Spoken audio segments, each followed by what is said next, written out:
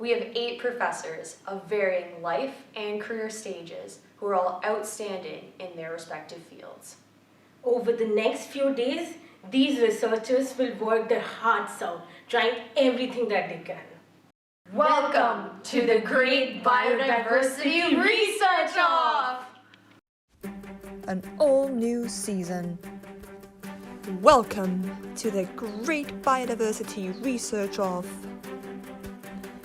From thousands of applicants, we have chosen 7 bright-eyed professors to get out of their offices and back into the lab to revive their research skills. The Biodiversity Research Center. Here, they'll return to compete for their scientific pride at the things that they used to love the most. This is where the magic happens. I can't believe I'm here.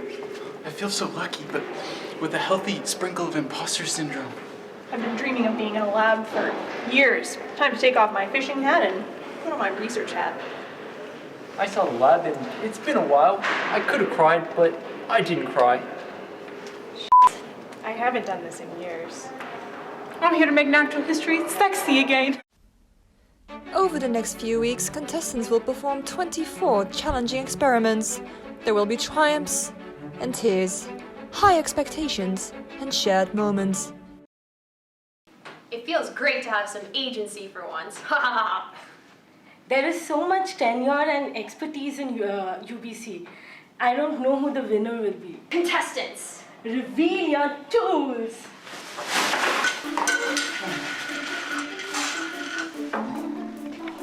For our first challenge, you will each need to conduct a classic mark recapture experiment with these flower beetles to estimate population size. You will have only 4 hours. on your mark, get set, science!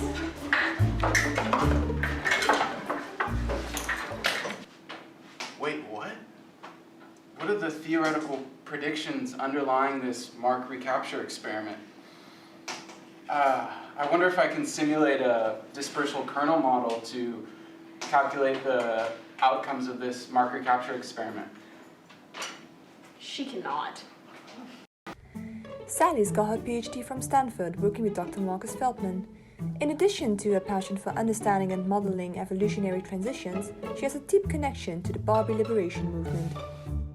Can I fit a bird band on this beetle? I am a bird person, you know. Oh well, I guess here we go. Looks more like a necklace, but it's still fashionable. Darren studied Darwin's missing evidence for divergence of species in a warbler song at UCSD for his PhD. He studies bird evolutionary ecology. If you're wondering how he's doing, you can check his Twitter feed for his professional mood posts. Alas, one cannot simply corral such motile beasts according to one's own scientific aims. Quinton is the director of the BT Biodiversity Museum. Okay, so I've got a game plan. I'm going to do contract surveys. It looks like I'm going to have to choose between functional equipment and replication to be able to detect any effect at all. I'm going to have to go with replication. For her PhD at the University of Connecticut, Jeanette worked on Arabidopsis, otherwise known as rockers. She still identifies as a botanist as well as a metalhead. So I've never tried to do this with something with legs before. They've provided us instructions, but it doesn't say how much flour to use. I'll go with 1 cup.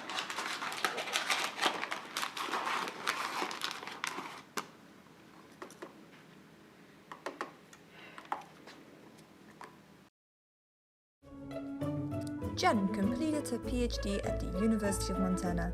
She now studies plant ecology and biogeography at UBC, and in her spare time she tries to find random people on the internet ecology jobs.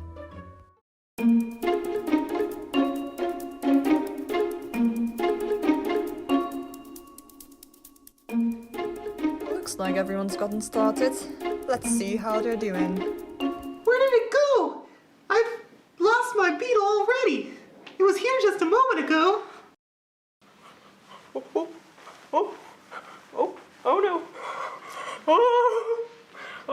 I dare say these beetles would add a nice touch to the collection downstairs. I must be sure to record the coordinates and the time of collection.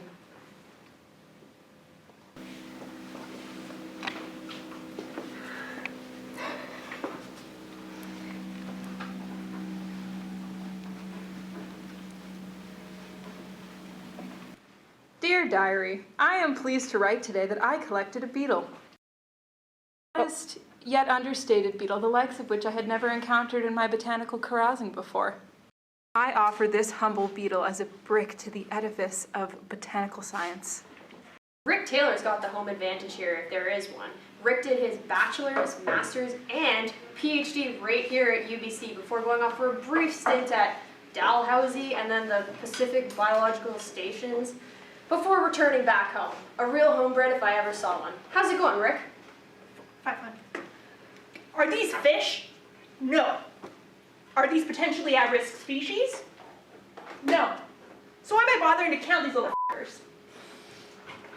It's making me contemplate early retirement, I can tell you that. I'll tell you that too.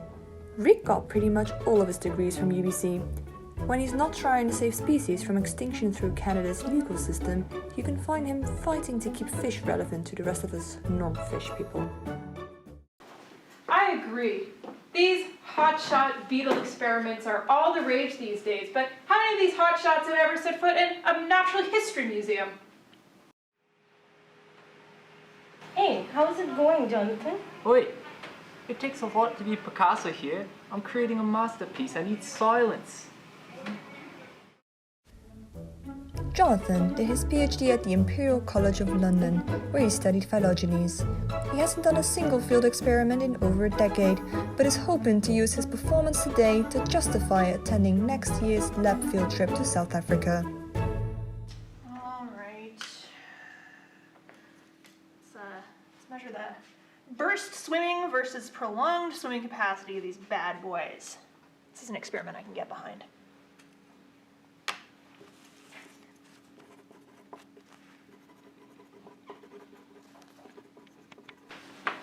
Well, it looks like everything's going swimmingly based on everyone's experiments. From losing beetles to trying out new fashion trends, the professors at UBC are trying to put out themselves to the test. So I know the next step when you bake a cake is to add sugar. So maybe if I add sugar to the flour, the beetles will come out and I can count them? Sally, what's your game plan? Some time has passed since you completed an experiment like this one. Oh, gee, well, so far I think I've got a...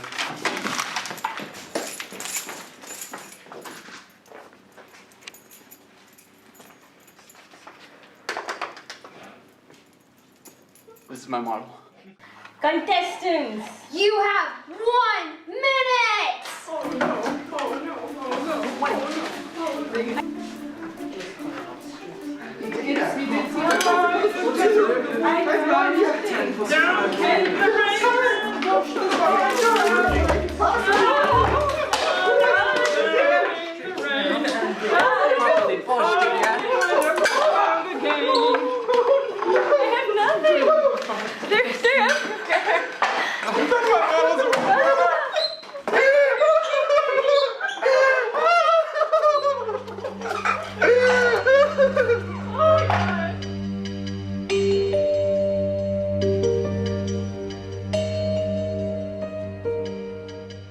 This experiment looks like it was designed fairly well. The beetles are just painted way too much, preventing them from moving and biasing the experiment. Experiment 2. There's no experiment, just a piece of paper that says QED. Okay, next experiment. Experimental design looks promising, but these recounts are impossibly large. The scientists must have recounted the same beetle multiple times. This scientist clearly has a fondness for birds, but it looks like they haven't tested these methods on birds as small as beetles. Unfortunate.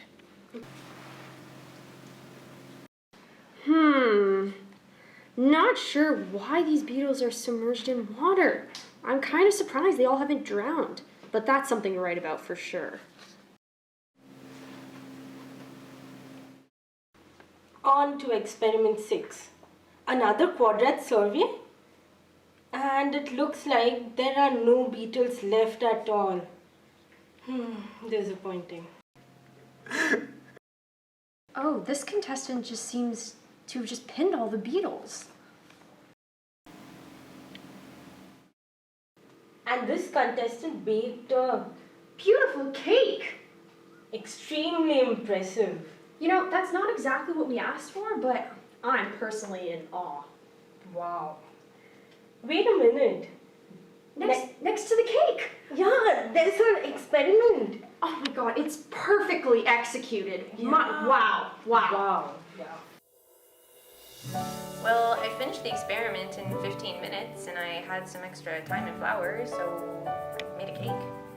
I guess I've been watching so much Great British Bake Off this pandemic that I kind of got carried away.